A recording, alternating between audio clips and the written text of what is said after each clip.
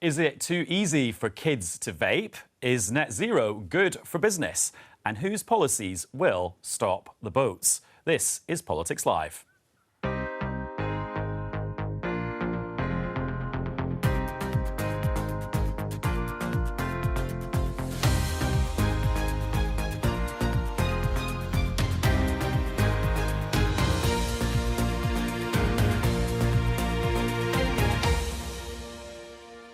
Joining me, Tory peer Stuart Jackson, Labour MP Stella Creasy, the organiser of the Battle of Ideas Festival Ella Whelan, and the Chief Executive of the Confederation of British Industry, Rain Newton-Smith.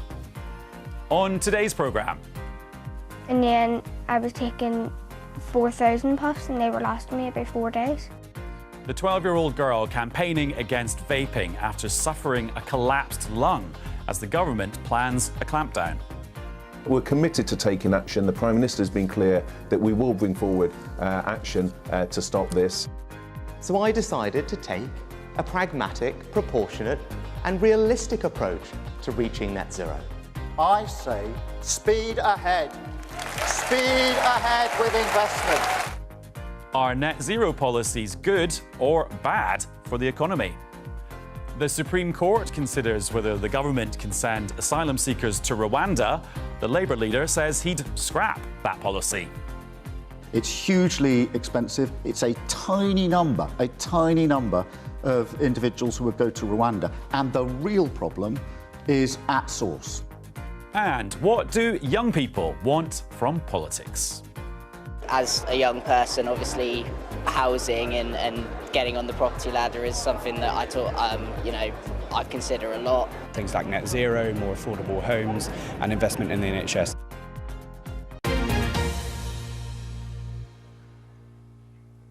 Loads to talk about this lunchtime, but first of all, the government's given more details about its proposed clampdown on the selling of vapes in England, mainly to make them less attractive to children. One child who found them all too attractive is Sarah Griffin, who the BBC have been speaking to today. Like right before going to bed, the first thing I'd do is take a draw of my puff bar and then put it onto my pillow and then go to sleep. Like a 600 puff wasn't even lasting me a full day, it was lasting me about 3-4 hours. And then I was taking 4,000 puffs and they were lasting me about 4 days. I've seen 7-year-olds doing it. I've seen 6-year-olds doing it, just walking about the streets. But these children don't know anything about it. Stella, have you got children like that in your constituency?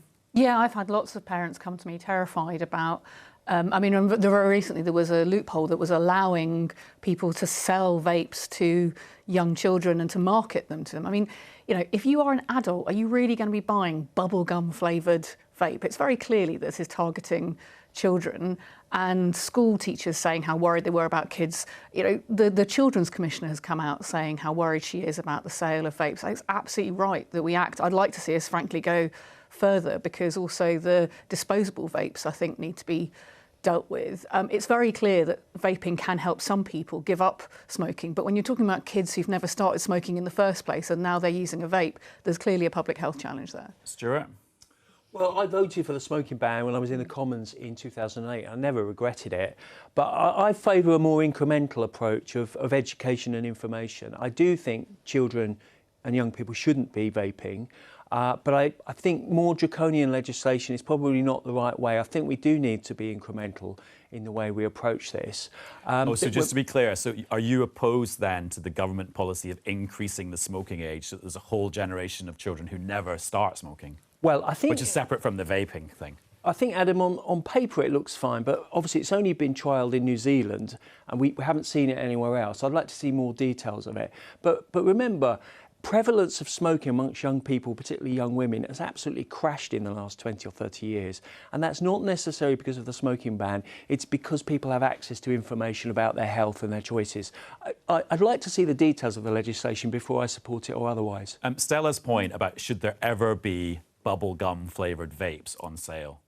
No, because I agree with Stella, which I don't always. That's quite surprising to hear you say that. No, because that's very clearly an attempt to get young children to get on the treadmill of vaping, and I don't think that's a good thing. So I do think there should be regulations in place to prevent that. Ella, people are talking about, OK, is this the thin end of a wedge? And actually, all governments of any political stripe from now on will be keener to intervene in our choices. And that's actually what's going on here. It's a kind of epochal shift in how governments intervene in health.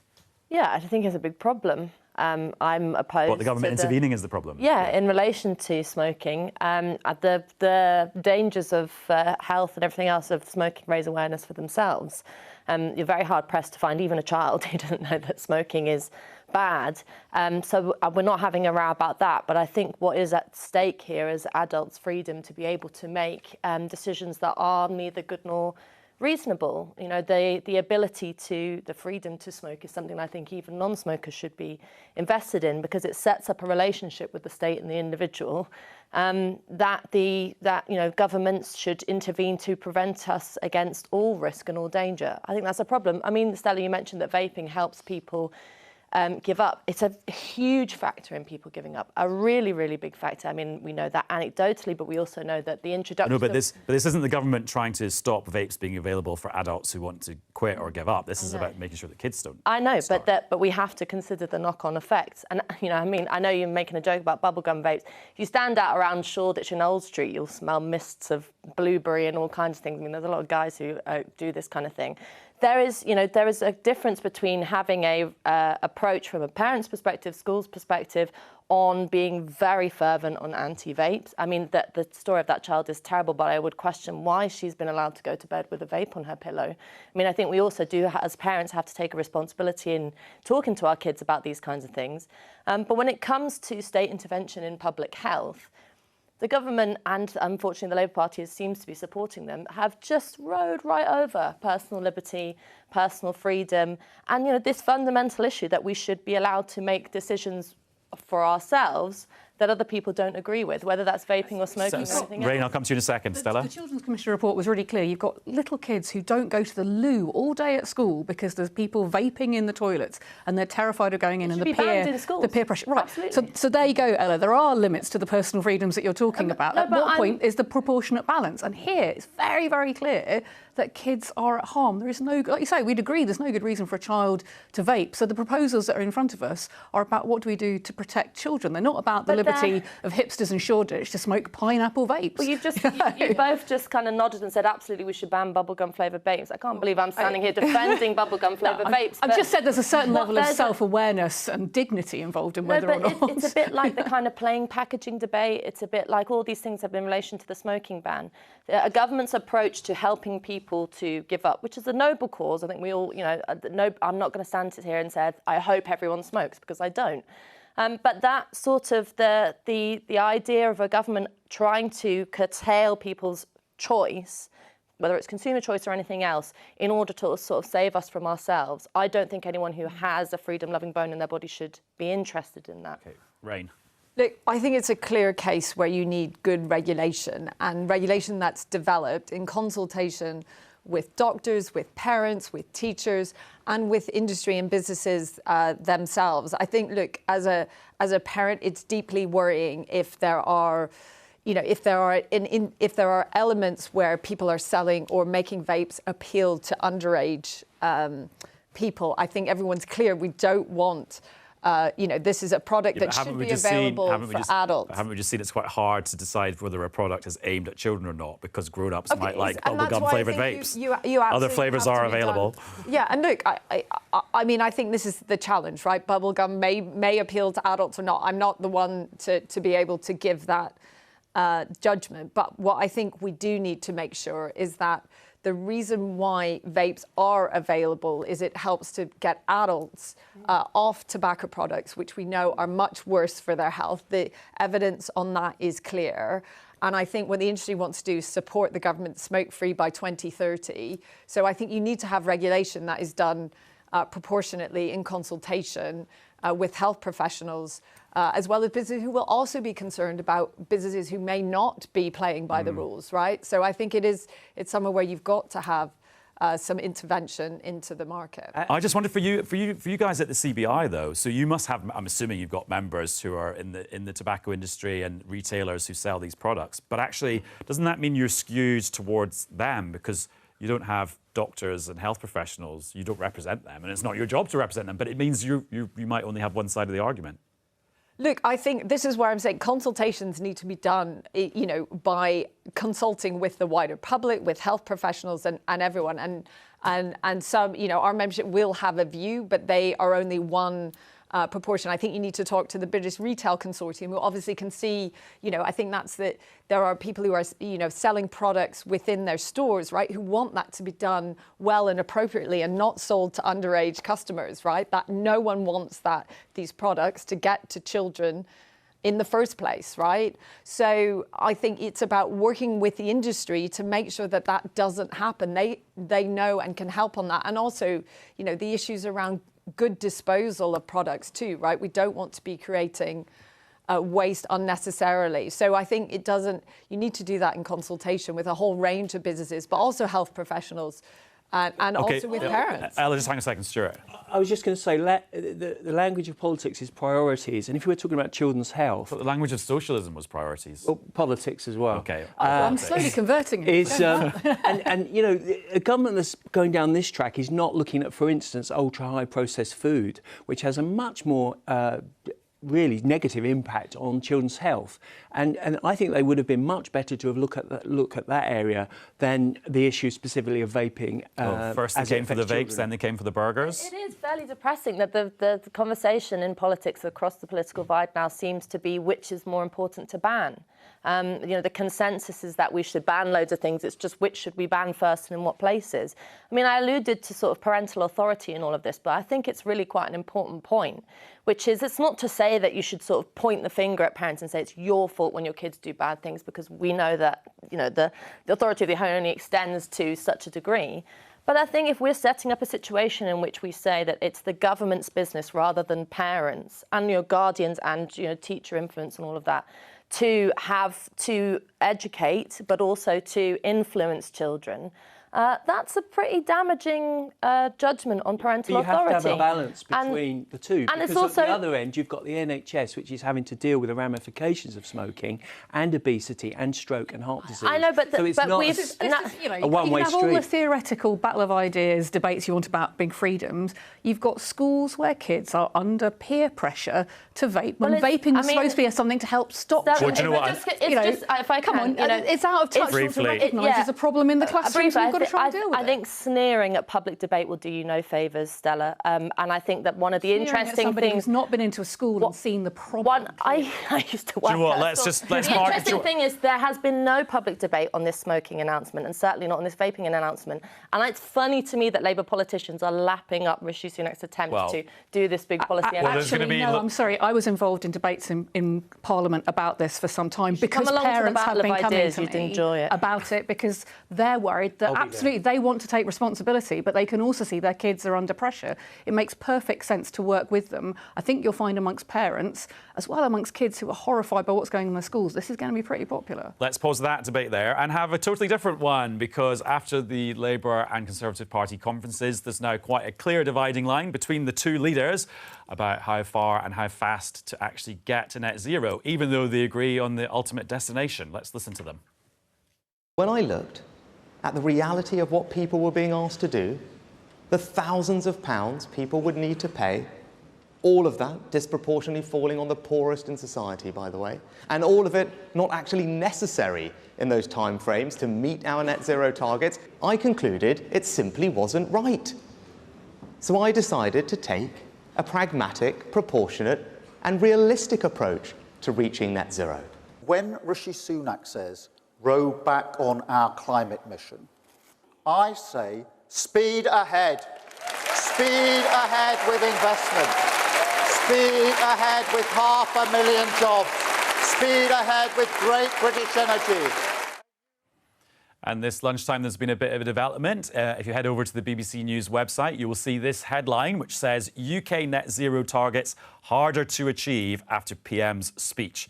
advisors, and the advisors are the UK Climate Change Committee, who are an independent committee who kind of run the rule over the government's climate change policies and say whether they're going to get to net zero or not, or hit their other targets. And they've done an assessment of what the Prime Minister was saying in his speech a few weeks ago about making some changes to net zero policies. And it's a bit of a mixed bag. They say the stuff about shunting back the ban on the sale of petrol and diesel cars will not make that much difference, but they say that the changes to off-grid homes, getting rid of their oil boilers, will make it harder to reach net zero. And they also criticise the government for not being transparent enough about how they're still going to hit their targets as a result. And they also said the UK's leadership role is under threat.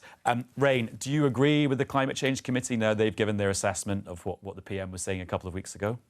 Look, I haven't seen the full assessment, but generally what I can say from what businesses want to see is they do want to see us really focused on achieving our net zero targets. It's embedded within law, and actually there's a huge opportunity for the UK in developing our green growth markets. If you think about how we've led the world in developing offshore wind, and it's still a really important part of our economy, they absolutely do want to see us committed to those goals and see the policy details in how we deliver that. And I think reflecting on both the party conferences, it was good to see both parties talking about planning, talking about grid connections. That's how we connect into our electricity grid, which is going to be so important in how we achieve a cleaner, better economy. And we know that if the slower we are in achieving our net zero targets, the greater the overall cost to our economy. So I think we absolutely do want to see more action. Businesses were concerned about the shifting in goalposts around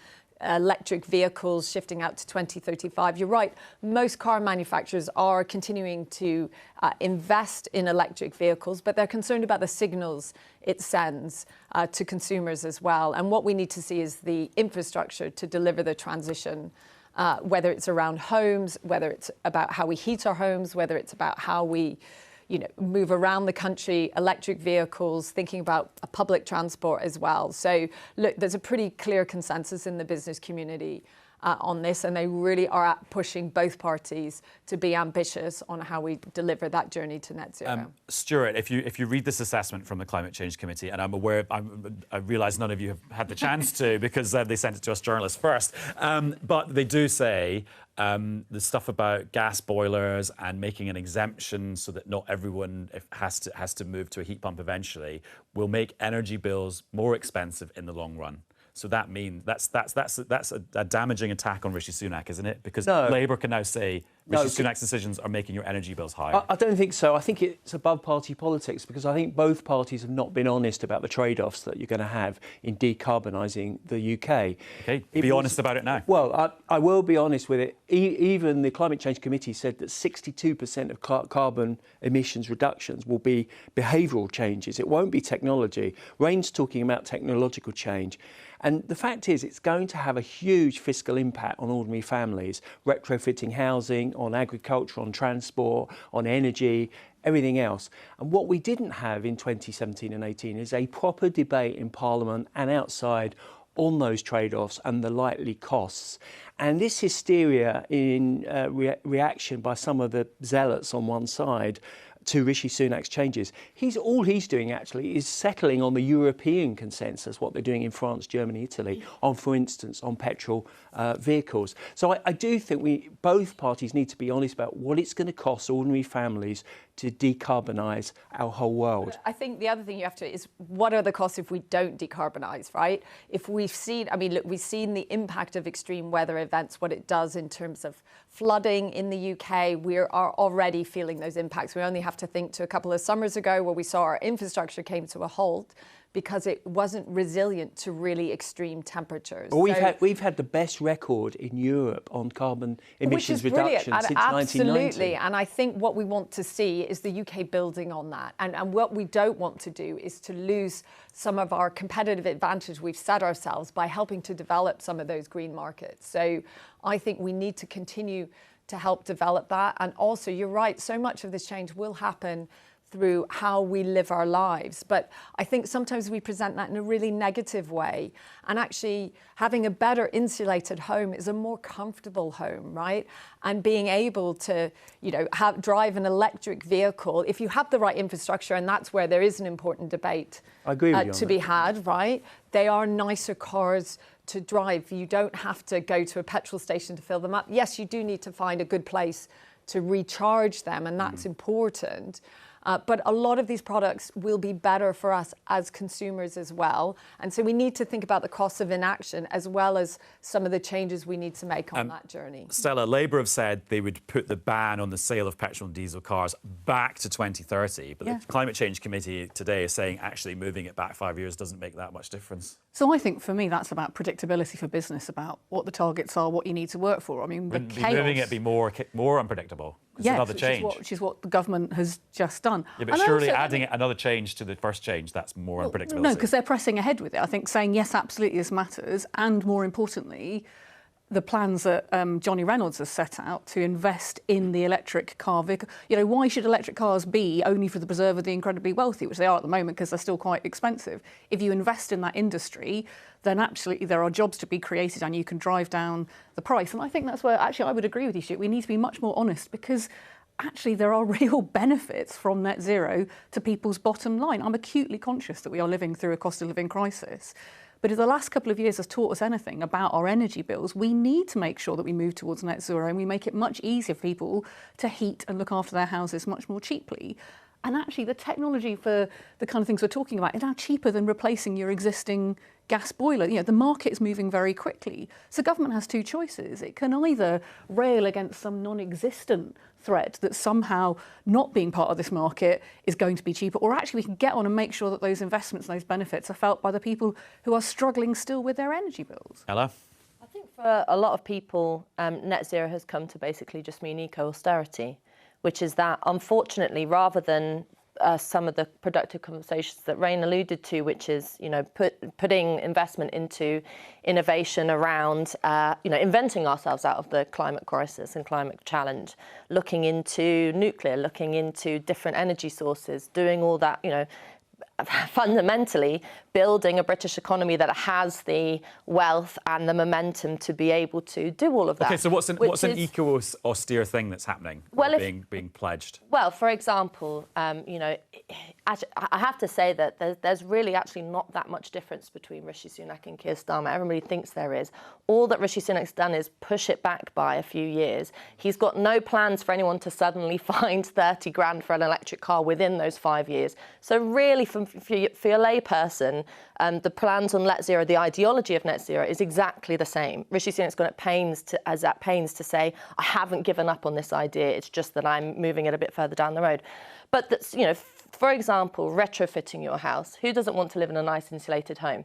Who has thousands of pounds to do it? Well, there's government grants to help you pay for it. Yeah, what, for every single person to retrofit your house? If you live in a... Well, it's means tested, which is a fair way of doing it, If you live in a council flat like I grew up in, the idea of having a heat pump or something like that isn't... Yeah, you know, and the council would pay that because that's social housing. But in terms of quality of life of, for example, the way in which heat pumps work as opposed to as a gas boiler, if you look at electric cars, again, your good point you made about the infrastructure around electric cars, it's not there, but also, you know, just as a kind of simple thing, you go to a petrol station, you fill up your car, you go on with your day. Electric cars where you have to sit there for a prolonged period, it's not instantaneous.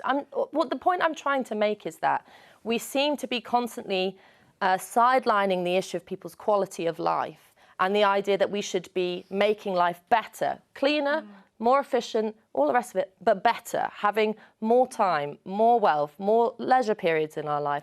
And I think the net zero obsession seems to have forgotten a lot of that.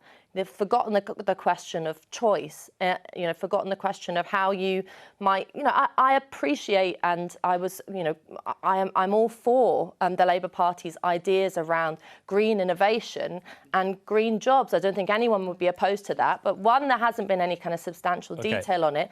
And two, they haven't given up the punitive measures, whether that's around cars, whether that's around boilers. Or Stella, answer. I don't recognise the picture you're painting, mainly because I don't see any evidence that heat pumps are less efficient. I mean that somehow they break down more. But how about and Ella's actually, point? they are say cheaper. they break down more. Right. So actually, if they are cheaper, it's not like than when you turn on the boiler and the house heats up like that. If they are cheaper than replacing a gas boiler, we're seeing companies now offering people free electricity. Like, I talk to people and their bills are massive. Of course, that means their bills will be cheaper.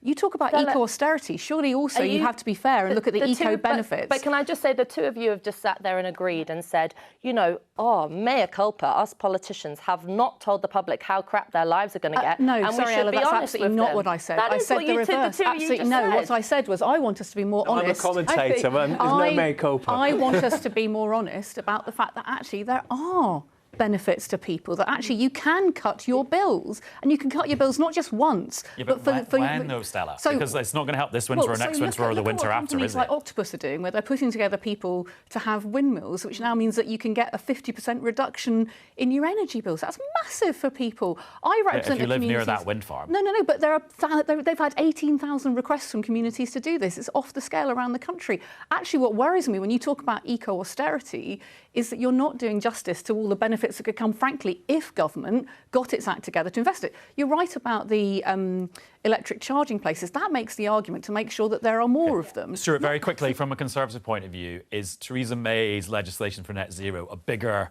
crime against the nation than her Brexit deal ever was? Well, and actually, history will judge her for that rather than Brexit. You've only got a 45-minute show if you talk to me about Theresa May's failings. But no, seriously, there wasn't a proper debate. We do have a slightly cultish religiosity about net zero, and I do think we need to look at the evidence. And I come back to that: 62% of carbon emissions reductions are going to be behaviour changes, and that's not going to be asking people sweetly. It's going to be punitive taxes. And why should we accept that? And why should we, as citizens, accept that? And if the evidence, can I just say, if the evidence is there for technical change to change people's lives, I want to see the evidence and I will support it. But I don't just want to see this default position to punitive taxes. Okay. Bills. Right, shall we have something else? Shall we have something else that everyone can disagree about now? The government's policy to send migrants to Rwanda and not let them claim asylum in the UK. That has been the subject of 3 days of discussion and evidence giving in the Supreme Court. And in December, Supreme Court justices will have to decide whether they agree with the appeal court that people shouldn't be sent to Rwanda, or whether they agree with the High Court that they should. That's what those judges are trying to settle. But it's kind of settled in the Labour Party's mind, because this is what Keir Starmer said to Laura Kuenssberg on Sunday, or the Laura Kuenssberg programme on Sunday, about how he'd approached the Rwanda policy. Yes, I think it's the wrong policy. It's hugely expensive. It's a tiny number of individuals who would go to Rwanda. And the real problem is at source. So, Stella, if, let's say, the Supreme Court say, yeah, the Rwanda policy can go ahead and some migrants are sent to Rwanda, then Labour wins the election, repeals the policy, would those people be allowed back? Would you repatriate them back from Rwanda? I mean, these are yeah, there's a huge number of kind of potential in that. Yeah, but it's potential. It could happen. No, what I do know is that every person that gets sent to Rwanda on the government scheme costs £60,000 more than had they stayed here. And I look at the backlog, and I'm one of those people who's got a constituency with a lot of people stuck in the limbo of the UK BA. And I just think there are better ways, the Borders Agency, there are better ways to spend the money to tackle the challenges that people see. Stuart and I would agree, we all want to stop the boats. Nobody wants to support the people smugglers. But this policy will not do that. It will cost millions. I mean, I think it's £170 million we spent so far for a handful of people. And it will keep being more expensive than actually getting on and processing people and being able to say, well, what are the challenges to do with a world where you've got a lot of refugees? But Labour aren't committing to allowing people sent to Rwanda to come back. Well, because nobody knows what will happen to those people. And one of the reasons there is it's plausible that. Okay, but one of the reasons there is a court case is because there is evidence that the Rwanda repatriates people to the countries where they have fled from. I mean, also, just on moral grounds alone, you and I might disagree, Stuart, about where people should be processed, but surely refoulement, the idea of sending people back to the danger that they were fleeing from in the first place, is beyond the pale. Although it is interesting when you read the judgments, because the High Court didn't feel that way, and in the appeal court, 3 judges ruled on it, and only 2 of the judges there felt that way. So And that's what the Supreme Court are having to sort That's out. why we're having a court case to look at the evidence. And it's a telling thing, isn't it, that we didn't have that debate in Parliament. Stuart, when you were a special advisor, your boss was David Davis, who was the Brexit secretary. David Davis has come out very strongly against the Rwanda policy. What do you think? He's not right on everything. I remember a time when you said he was, but OK, that's different jobs, different times. I was on a salary then, Adam. No, but seriously... We are a Conservative peer. I am a Conservative peer. And that's an allowance rather than a salary, isn't it? Okay. But no, I mean, I don't fundamentally disagree with some of the things that Stella's saying, but the problem is reality will make contact with the Labour Party if they get into government, just as it did in the Blair and Brown government. And the fact is, most people know that these asylum seekers coming over in small boats are economic migrants. They're mainly young men, and they are coming here for a better life. And I'm not decrying that. People would do it. But we don't have a responsibility to house them and do everything else that we have to do. You do under international law. Stuart, I'm sorry, but that is simply not the case. The top nationalities of the people in the boats are from Iran, they're from Syria, they're from Afghanistan. No, they're not. The Albanian, actually, you really need to look at the numbers. I've looked at the numbers. And unless you've done the processing, you cannot say that about those people. But we can say that people fleeing from Iran... Hold on. Come on. Well, hang on, but Stella, you say... I mean, I had... There are lots of these inmates being saved without contestation. I had a lot of immigration cases in my constituency when I was in the Commons, and I know the points you're making. But fundamentally, Labour don't have a policy. You can't keep repeating safe routes all the time. No, they do have a policy. They would do a returns agreement with the EU and that isn't a policy. That's an open door policy. That's a green light for many, many people who are not truly in fear of their lives as asylum seekers. How is a returns agreement with the EU under a Labour government an open-door immigration policy? It's about sending people back through the door, It's the message of Rwanda, if it's successful and if it's upheld by the Supreme Court, is that the business model will be broken. That's fundamentally, in extremis, what the government has had to look at. Also, of course, it's reviewing and will eventually review the membership of the European Court of Human Rights, because it takes the view that if you can't, as a sovereign nation, defend your own borders and make your own immigration policy, then you need to look at that supranational legal entity. But I think Rwanda is an idea and a policy that will work if it's agreed by the Supreme Court, because it will break the model of the evil people traffickers. Rain, I thought the CBI wouldn't want to get involved in this because it's very, very political, but go ahead. Look, I'm not going to talk about the more politicised elements of this. I think what I would say, though, is from a business point of view, I think when we talk, one of the things that concerns me is when we confuse policies around refugees and asylum seekers with wider immigration policy, because that does make it more challenging for businesses when they're thinking about how we find people to grow businesses. And we know that that's a huge challenge. Over 2/3 of businesses find it challenging to find people to grow their business. And does the whole stop the boats rhetoric make that even harder? Well, I think just a few points I would make. First of all, you know, business, and we've supported asylum seekers having the right to work while their status is being determined, because they're able to contribute to our economy. And it's important for them as individuals. And I think having a humane policy around refugees is important. And we have to recognise what refugees over the course of our history have contributed to our economy in the UK. But apart from that, and that is to one side, it's thinking about the role of immigration in our economy more generally. Think about international students, what they bring to our universities, and also what they then take back to their home countries when they return to work with better skills and also an understanding of the UK and what we're able to contribute. You know, higher education is one of our biggest exports, and I think we don't think, and the problem that businesses then face is this then becomes very politicised, so they can't make the case for why we may need to see immigration to tackle very acute skill shortages in the NHS or with HGV drivers, and those should be time limited. But I think one of the problems is it becomes a very politicised debate, whereas businesses want to see some of those economic factors being considered when we're talking about wider immigration policy. Ella, do you want them to stop the boats? Well, I want there to be some kind of coherent policy. And I think I'm not in favour of the Rwanda policy. I think just as because I think it's wrong to export your immigration problem. Just as much as I disagreed with the EU's relationships with Libya or elsewhere, this is an issue that you have to deal with yourself.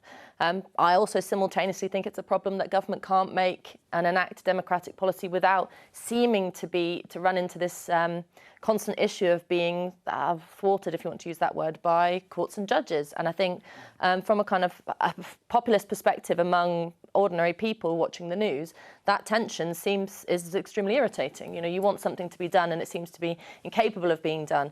But I think that, I actually think that we should have a much broader conversation about the immigration system, about what we deem to be legal immigration. The points system at the moment, it's incredibly punitive. You have to have like a PhD in something highfalutin to be able to come and work here, when we know that actually a lot of those Albanians could work elsewhere in the economy. And so Stuart is right.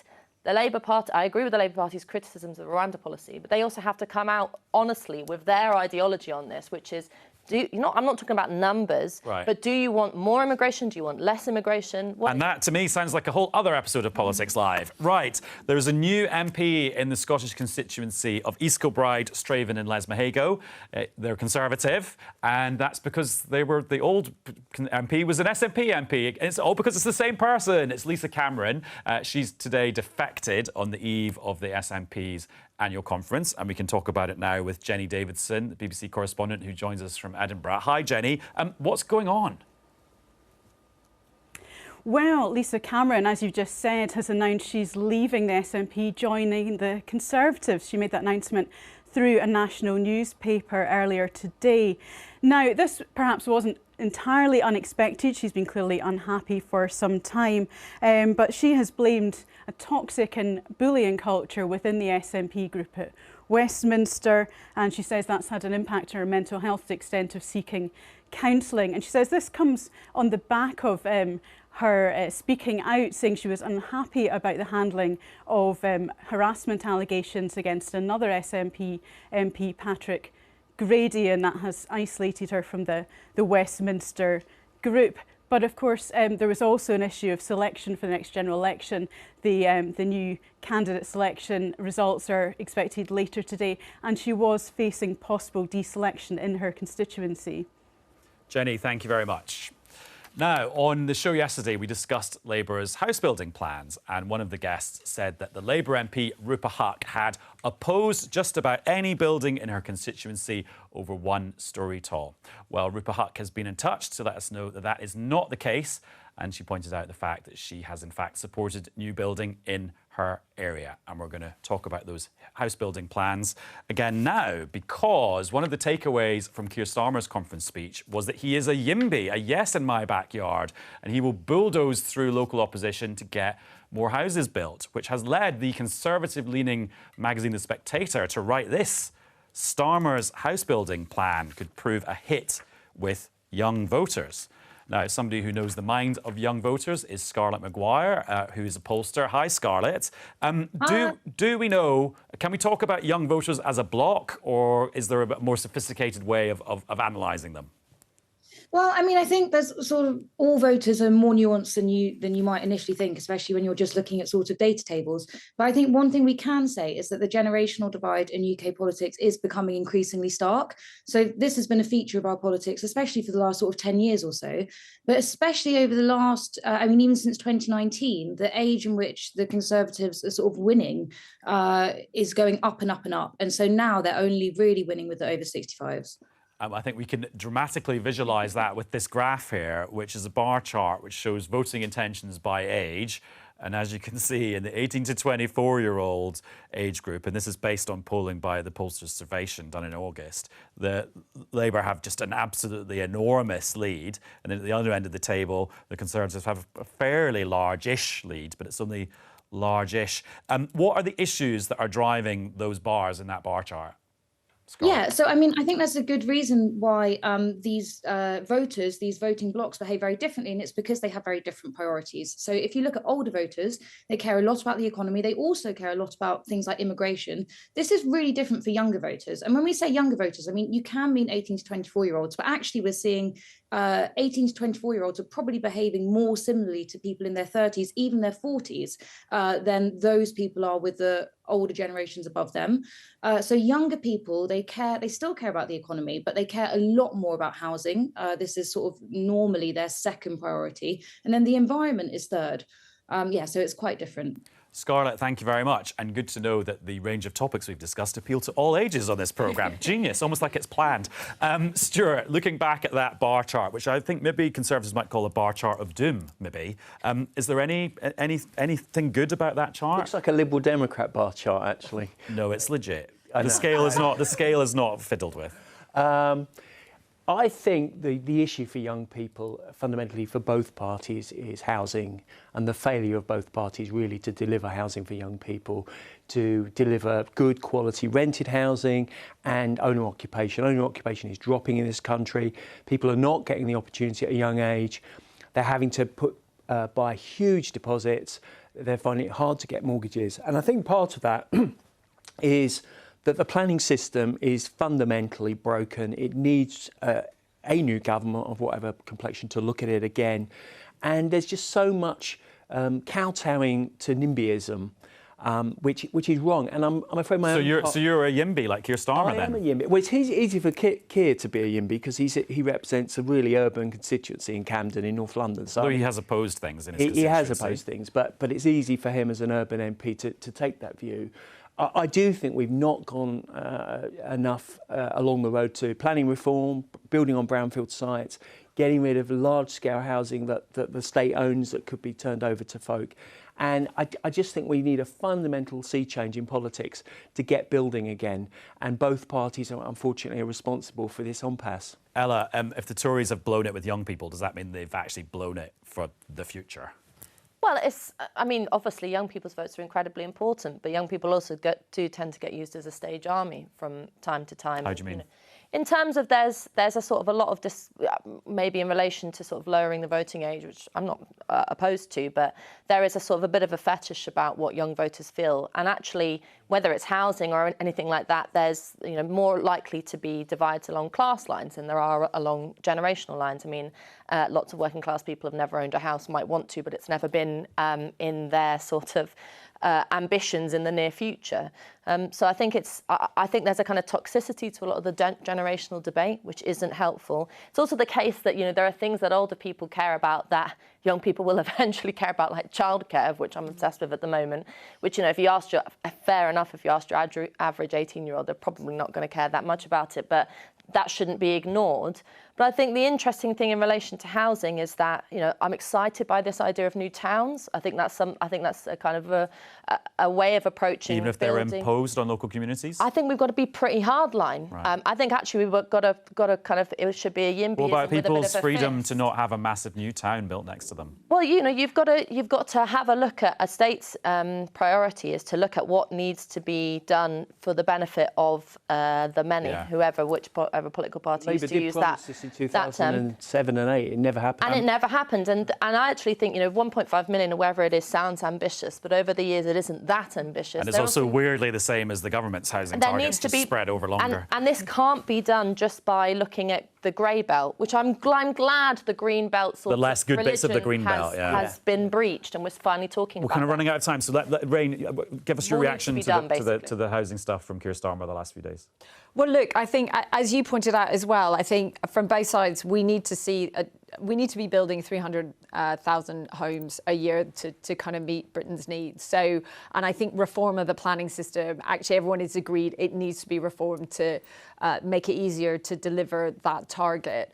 I think, and also I think what we need to do is think how we join that up with some of the other things we need to do around the energy transition, right? So that we're not sort of doing housing here and then thinking about how we heat those homes and making sure they're well insulated, right? This should all be done in parallel so that we're not building homes now that will need to be retrofitted in a few years. That will save everyone money. So I think that's important. And And I just think in terms of what younger people want, again, climate, nature really is important to them. And I think also actually, and even from that demographic point, thinking about childcare and the provision around that. And it's been good to see some developments in that from the government as well. And Stella, sorry we've run out of time. But renters reform. Why haven't we got the renters reform bill? Because also lots of young people And there we must leave it. I'll be back with Politics UK tomorrow. See you then.